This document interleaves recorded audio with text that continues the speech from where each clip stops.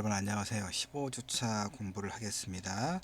1학기 내내 비대면 수업을 하게 됐네요. 하여튼 15주차 강의는 수업 주제는 여러분 보고 있는 것처럼 한국 소설에 나타난 부제의 기억, 부제는 이제 있어야 할 어떤 것이 없는 걸 말하죠. 그러니까 4.16 그 세월호 의 비극을 제재로 한 4편의 소설을 중심으로 어떤 그 부재의 기억에 대해서 어떻게 재현하고 있는가를 이제 보는 겁니다. 신생환 선생은 한양대에 계시는데 이 논문은 좀 그 뭐 구성이라고 그럴까 이게 그 영문 초록이 본래 이제 뒤에가 있는데 제일 앞으로 어떻게 배치가 됐네요. 예, 뭐 그건 그렇고 쭉 내려가 봅시다. 음, 자, 19세기 말에서 20세기 초까지 파리의 오래된 거리와 풍경을 즐겨 찍었던 프랑스 사진작가 아째, 굉장히 이제 유명한 사진작가인 모양입니다. 이 의젠 아째의 소위 작품 세계로부터 이야기를 시작하고 있습니다. 이 글은 그는 이제 아째는 번화한 도심보다는 구석진 골목을 또 이제 사람이 없는 새벽이나 이른 아침에 사진을 찍었던 모양이에요. 그러니까 그의 사진 대부분은 여린 빛과 뿌연 안개를 배경으로 아직 잠에서 깨어나지 않은 여명의 도시를 몽롱하게 담아내고 있는 이런 이제 작품들이 많은 모양입니다. 그래서 그러니까 이제 그의 그 사진, 아재의 사진에 나오는 그 사진에 공통적으로 나타나는 어떤 정념은 부재, 있어야 할 어떤 대상이 없는 것, 부동은 움직임이 없는 걸 말하죠. 이런 어떤 그 작품 세계 미학을 갖고 있다 이런 얘기죠. 비어 있고 움직임도 없는 것. 그래서 이제 발트 베냐민은 이제 아도르노와 함께 그 독일 프랑크푸르트 대학의 비판 이론가로 세계적으로 유명한 학자죠. 뭐 철학과 미학과 사회학 하여튼 뭐 두루. 자, 베냐민이 이제 아찌 사진을 뭐 인적이 없는 범행 장소, 범행 장소니까 누가 이미 왔다 갔다는 거죠. 왔다 갔는데, 그러니까 뭐 하여튼 이렇게 비유적으로 표현했는데, 그래서 그의 작품은 이제 어떤 불안한 고적함이 그 저교로움, 그때 고요한, 적막한 이런 상태. 근데 뭐 그게 이제 좀 어렵게 썼네요. 그 수사적으로. 그래서 아째의 사진은 아주 없는 것이 아니라 있지 않는 것의 세계. 그러니까 뭐 부재와 부동의 세계. 예, 그렇습니다. 뭐 그건 넘어가도록 하죠. 그래서 이제 여기 이제 뭐 아째 일식이라고 하는 흑백으로 되어 있군요. 그 텅 빈, 그러니까 사람의 인적이 끊긴 텅 빈 골목에서 일식은 뭐 어디 있나요? 다른 예, 하여튼 그래서 어, 아주 없는 것이 아닌 있지 않는 것의 세계에 속해 있는 게 아째의 그런 그 사진 미학이다. 뭐 그 얘기 됐고, 그래서 한 시대와 사회 혹은 한 인간의 삶에도 강렬히 내려앉았다가 불현듯 사라지는 지지만 영원히 잊지 않는 것에 영역에 속하게 되는 어떤 기억들이 있다. 좀 어렵게 썼습니다. 자, 결국 이제 4.16 그 세월호 참사와 관련된, 그러니까 그 가족들, 자식들이 이제 그 바다에서 죽은 그 자식들이 그 있어야 할 것이 지금 없는 거죠. 그러니까 부재의 기억이죠. 4.16 그 세월호 참사와 관련된 이걸 이제 이야기하기 위해서 글의 첫 부분에 어제 낮에 그 부재와 부동의 그런 미학이라고 하는 그 작품 세계를 지금 서론에 이제 설명하고 있습니다. 그래서 이제 이 글은 이제 몇 년 전에 쓴 것이기 때문에 그걸 또 감안하고 읽어야 됩니다. 어쨌든 뭐 2014년도에 이제 그 세월호 참사가 있었죠. 그러니까 그로부터 1년 후에 세월호 참사 1주기 사진전을 열었던 모양이에요. 아주 없음의 세계를 있지 않음의 세계로 되돌리고자 하는 필사적인 노력이다. 그러니까 15명의 사진작가가 찍은 희생학생 54명의 방을 찍었단 말이죠. 그 옷이나 책이나 그대로 그 어떤 사물들이 정지한 상태로 있는 1년째 그대로인 그 상태. 주인 잃은 침대와 주인 잃은 책상, 주인 잃은 교과서 이렇게 그대로 찍어 놓은 거죠. 희생된 아이들은 그들이 남긴 흔적으로 가득한 방 안에서 지속되는 어떤 존재성. 그 아이들은 이 방에서 웃고 울고 호흡하고 자고 꿈꾸고 생각하고 놀면서 10여 년을 지내왔겠죠. 고등학생들이니까 6, 7년. 예. 아이들을 잃은 부모는 숱하게 이 방문을 열고 들어와서 아이들의 눈짓과 목소리와 냄새가 밴 흔적을 이렇게 담고 닳게 쓰다듬고 품을 쓸 것이고, 사진가는 영원히 사라지지 않을 유일무이한 이런 것들을 담기 위해서 문과에서 오래 기다렸을 것이다 라고 우리가 상상해 볼 수 있는 것이죠. 그런 면에서 이 빈 방들은 죽음을 증언하기보다는 삶을 증언하는 그런 공간.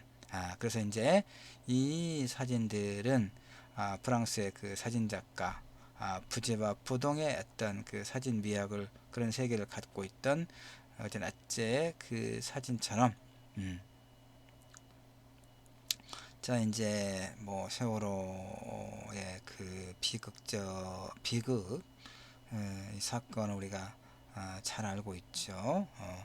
그래서 이제 이 글은 아마도 그 세월호 일주기 즈음에 쓴 글인 듯 합니다.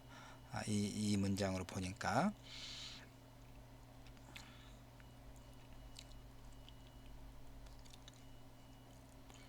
자, 세월호 참사는 이제 그 이전까지 발생한 어떤 재난이나 재해들과도 동일시하기가 어려운, 쉽게 떨쳐내기 어려운 이런 어떤 국민적 고통과 상실감을 안겨주었죠. 그러니까 한국 전쟁 이후에 가장 많은 인명피해가 발생했던 그 삼풍백화점 붕괴 사고, 세상에 95년 6월에 어떻게 백화점이 무너질 수가 있냐는 얘기죠.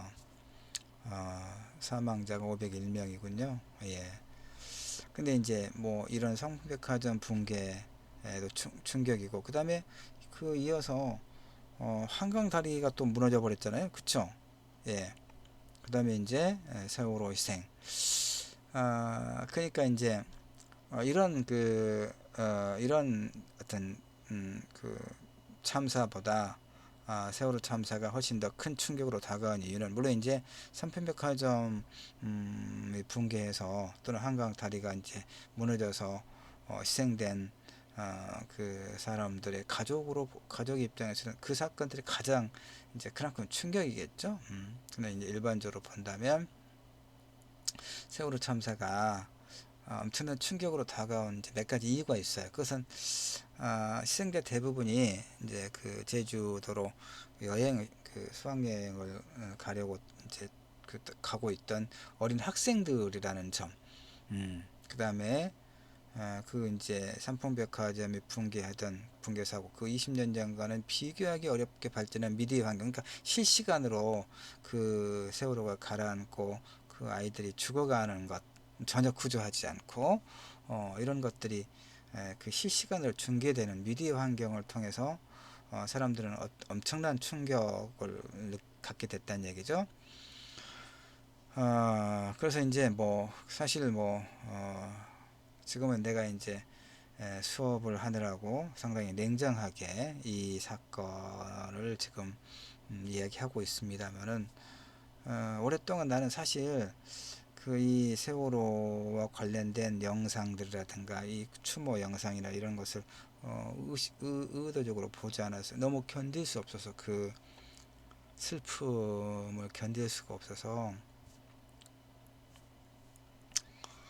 예, 하여튼 그 숱한 목숨들이 죽어가는 현장을 세상에 고스란히 그 목격하고 있는 것과 다름없던 일이잖아요. 근데 우리는 아무런 일도 할 수 없는 이런 상황. 많은 사람들이 그 고문 같은 영상 체험을 통해 심각한 좌절감, 무력감, 실망감, 자괴감, 죄책감, 우울감에 시달렸죠. 물론 가족은 말할 것도 없고요. 자, 하여튼 그것은 이제 그러니까 다양한 그 이제 관점, 시각에서 그다음에 이제 이 세월호 참사와 관련된 이 비극을 이제 조망하죠. 근데 우리는 이제 문학에서 지금 보는 겁니다. 하여튼 뭐 그 한국 사회 총체적 부실과 중층적 문제들이 결합된 사건이다. 그다음에 권력의 억압이 아니라 권력의 무능. 도대체 국가란 뭐냐? 당시 대통령은 지금 감옥에 있는데 도대체 뭐 7시간이 넘게 아이들이 그렇게 차디찬 바다에서 죽어가고 있을 때 전혀 구조하지 않고 도대체 대통령이 뭐 6시간 7시간 동안 행적이 전혀 베일에 쌓여 있잖아요. 이 무능함과 이 무책임에 대해서 우리가 얼마나 분노했었나요? 예. 근데 이제 시간이 지나면 또 어때요? 그 시간이 지나면 그런 비극도 이제 그 빈틈, 그 부재의 기억을 이제 이제 그만하자고 주장하는 그런 목소리들이 득세하는 거죠. 이를테면 그 세월호 이 참사가 그냥 뭐 해상에서 일어난 뭐 교통사고에 불과하다. 그러니까 뭐 이제 그만하자. 뭐 이런 심지어 이제 그 세월호의 진실을 규명하는 것이 엄청나게 이 정권에 의해서 당시 정권에 의해서 가로막히고 방해받고 그랬잖아요. 그래서 광화문에서 그 세월호 유족이 그 단식 목숨을 건 단식을 하면서 진실을 규명하도록 요구하는 그 단식 농성장 앞에 일베들이 나타나서 이제 그 피자를 먹는다. 소위 폭식 이런 뭐 하면서 이런 정말 내가 지금 이제 수업이고 방송이기 때문에 말을 자제하지만 정말 인간일 수 없는 인간으로서는 그럴 수 없는 이런 행위들 그 이후도 끊임없이 그러니까 5.18이 올해로 이제 2020년 올해로 40주년이 되었잖아요. 그럼에도 이 40년이 지난 그러니까 역사적으로 이 어떤 이 5.18에 대한 그 역사적 합의가 민주화 운동이다. 또 5.18 무장 항쟁의 역사적 어떤 당위 이런 것들을 국가 기념일로 지정을 하고 국가가 그다음에 학계에서도 대개 합의를 해서 이런 그 5.18의 역사도 끊임없이 부정하고 왜곡하는 그런 세력과 그런 자들이 있죠. 그런 것처럼 세월호의 그런 비극에 대해서도 이제 그만하자. 이런 오히려 뭐 아주 못된 소리 하는 사람들도 정치권이든 보수, 소위 유튜버든 아주 많아요. 왜 그럴까요? 왜? 음. 아, 어쨌든 세월호 참사를 초래했던 부재와 부동을 대표했던 그런 가치와 지향들이 거꾸로 참사를 수습하고 또 망각하려는 논리로 전환되었다. 좀 쉬운 뭐 논문에서 그러긴 합니다만은 좀 이렇게 관념적인 이런 그 이제 낱말이나 문장들이 좀 들어 있습니다만은 그러려니 하고 좀 보죠. 어, 세월호 참사는 기억의 문제가 됐다는 얘기죠. 그러니까 이제 그만하자라고 하는 순간부터 기억의 문제, 5.18도 기억의 문제죠. 어떻게 기억하고 어떤 무엇을 기억할 것인가 이런 문제가 남아 있거든요. 사실은 세월호도 그렇죠. 그런 거죠. 그러니까 기억하느냐 그렇지 않느냐, 그걸 말하느냐 그렇지 않느냐 이제 이런 어떤 투쟁으로 세월호 문제가 이제 변화됐다고 말할 수 있습니다. 그 다음에 이제 세월호 참사에 대한 또 하나의 편향적 접근은 뭐냐? 희생자들에 대한 기억과 애도를 사적이고 인간적인 것을 제한하는 무비판의 애도 행위를 유도하는 것. 그러니까 세월호 참사를 아까 얘기했지만 우연적이고 불가피한 뭐 교통사고 정도로 몰아가면서 이제 사적인 비극과 죽음으로 개별화하는 방식이, 왜냐면 이제 그 사실 우리가 세월호 관련해서 끊임없이 제기했던 질문, 아직도 그 질문은 요요하죠. 그러면 왜 세월호 세월호에 탄 학생들이 그 차디찬 바다 밑에서 죽어가야 했는가 하는 거. 여러 가지 이제 뭐 설이 있지만 내가 그런 걸 다 여기서 지금 이야기할 수는 없는 것이고, 어쨌든 그 가장 기본적인 핵심적인 질문들이 그거잖아요. 왜 세월호가 그 소위 급속하게 그 방향을 틀어서 좌초하고 침몰하고, 그리고 이제 왜 그 가만히 있어라라고 하면서 아이들을 구하지 못했는지, 그 다음에 그 얼마든지 구할 수 있는 그런 여러 가지 여건이 있음에도 불구하고 그 구조하려는 그런 움직임들을 배제하고 차단해서 결국 아이들이 거의 모든 아이들이 그 차디찬 물속에서 죽어가야만 했는지, 그리고 국가는 당시 그 정부는 이 그 참사와 관련한 책임을 모면하는 데만 급급을 해서, 그리고 이제 그 이후에 그 진실을 규명하려고 하는 이런 노력들을 방해하고, 이게 이제 점점 이 정권이 바뀌고 그러면서 드러나고 있잖아요. 그러니까 아무것도 사실은 밝혀진 게 없어요. 이 침몰, 이 비극으로 인해서 몇 명이 죽었다 라고 하는 것밖에 사실은 밝혀진 게 없죠. 왜 죽었는지, 왜 구조가 되지 않았는지에 대해서는 정권이 바꿔지고 3년이 지난 현재까지도 전혀 드러나지 않고 있죠. 도대체 뭐가, 정권이 바꿔졌으면 국가기관을 다 장악한 건데, 그 3년 동안 정권 내부에서 충분히 그 진실에 다가갔을 것임에도 불구하고 밝혀지지 않았거나 또는 공개하지 않는 그 무엇이 뭘까?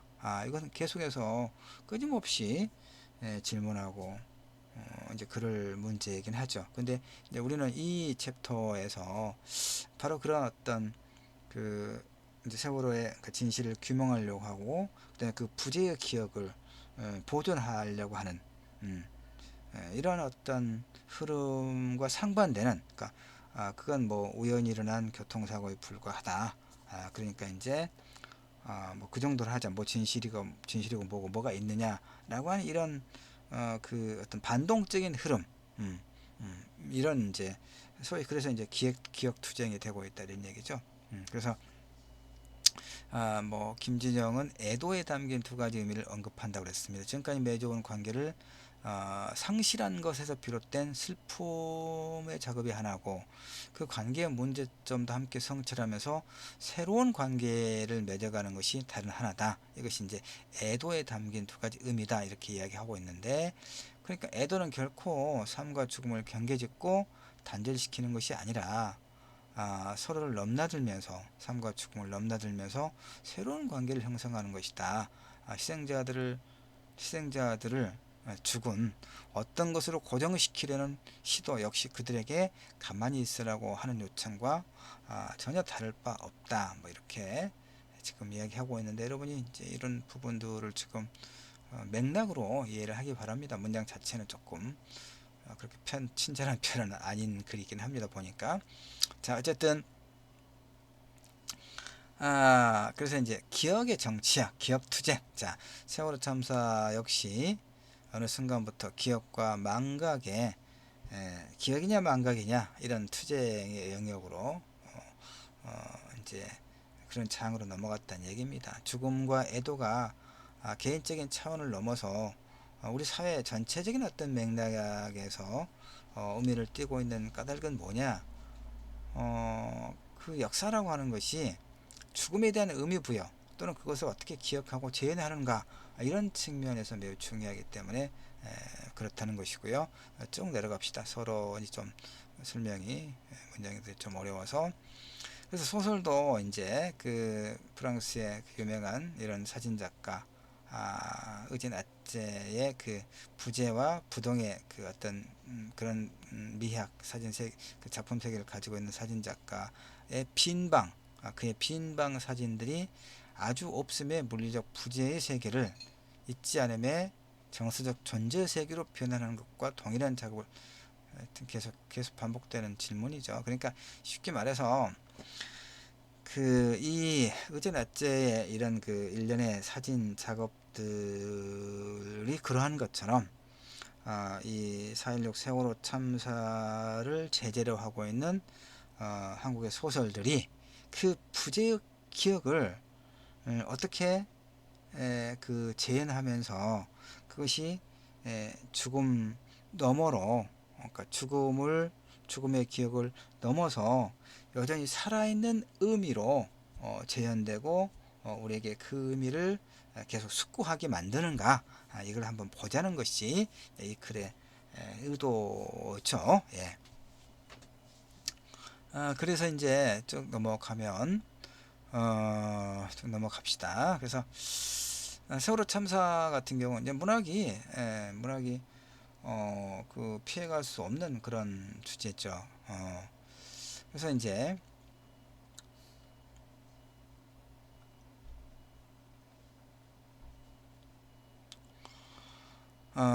이 글에서는 최근의 소설이 세월호 참사 이후에 한국 사회를 어떻게 바라보고 있고 세월호 참사가 작가 의식과 감정에 어떤 영향을 끼쳤는지를 이제 분석해 보자라고 하는 이제 의도를 가지고 쓴 글이라는 얘기입니다. 그래서 이제 이 글에서는 네 편의 소설을 봅니다. 최인석의 조침의 바느질을 하는 것을 말하죠. 윤대정의 닥터 K의 경우, 그 다음에 김애란의 어디로 가고 싶으신가요? 그 다음에 김현수의 다만 한 사람을 기억하네. 이 네 편을 분석하면서, 근데 이 네 편을 왜 이제 우리가 그 연구 논문을 쓰면서 그 분석의 대상 텍스트를 이렇게 이제 그러니까 왜인가라는 질문에 스스로 답해야 되거든요. 글을 쓸 때. 그러니까 이 네 편의 작품을 왜 골랐느냐, 분석의 그 대상 텍스트로 삼았느냐. 대상 작품들 모두 세월호 참사로 인해 부재하는 대상에 대한 애도의 실패, 막 기억의 문제를 강조하고 있는 이제 그런 어떤 공통점이 있더란 얘기죠. 예. 그래서 이제 그 첫 번째 그 분석 텍스트 최인석의 조침은 이제 그 조선 시대 때 순조 때 국문 수필 조침문, 그 바늘이 부러져서 그 부러진 바늘, 그 바늘이 부러졌으니까 바늘이 이제 죽은 거나 마찬가지죠. 그걸 애도한다 그러면 부러진 바늘 애도함, 이런 그 제목의 이제 그 규방 수필이에요.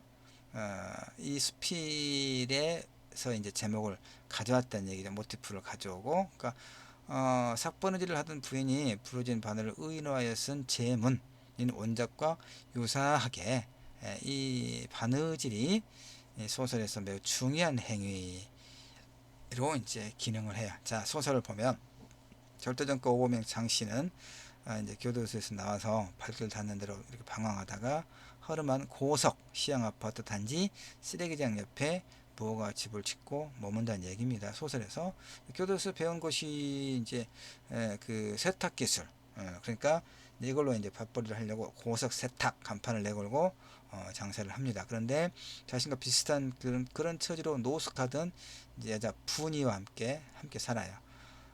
그래서 푸니의 야무진 바늘 솜씨가 이제 인근에 그 소문이 나고 세탁소를 찾는 사람이 많아지고 딸 영희를 낳아요. 내 이름이 영은데 영입니다. 여기는. 근데 이 소설에서 이제 그 9살 되던 애 딸아이가 수련회에 갔다가 화재가 나 죽어요. 실제 그런 사건을 이 소설에서 비로옵니다. 전교생 979명 가운데 317명이 죽어버리는 이런, 그러니까 이게 이제 이게 결국 어때요? 세월호 참사를 비유하고 있고 실제로 또 이 그 아이들이 그 수련원에 가서 화재가 나서 대형 참사를 빚은 또 이제 그런 그뭐 중공검사도 제대로 굉장히 하여튼 그 허술하고 무방비하게 이제 그런 시설. 그래서 많은 아이들 시선이 끝내 발견되지 않았거든요. 그러니까 단원고 그다음에 이제 끝내 시신을 수습하지 못한 실종자, 우리가 마지막에 3명인가 남았었죠. 끝내 그 시신을 찾지 못한. 그러니까 수련원 총체적 부패협이 침몰시킨 세월호를 은유하죠. 교정과 교사와 수련원장은 아이들의 죽음을 초래하고 수수방관했던 그런 시스템의 공모자들을 이제 의미하는 거죠. 그러니까 실제 일어났던 사건을 세월호를 다루고 있는 이 소설에서 또 이렇게 비유적으로 가져온 거예요. 자, 이 아이의 죽음 이후에 이제 두 사람의 삶은 이렇게 갈기갈기 찢긴다는 것이죠. 자, 여기까지 하고 1차 시 하고 넘어가면서 2차 시 또 15주 2차 시 하도록 하겠습니다.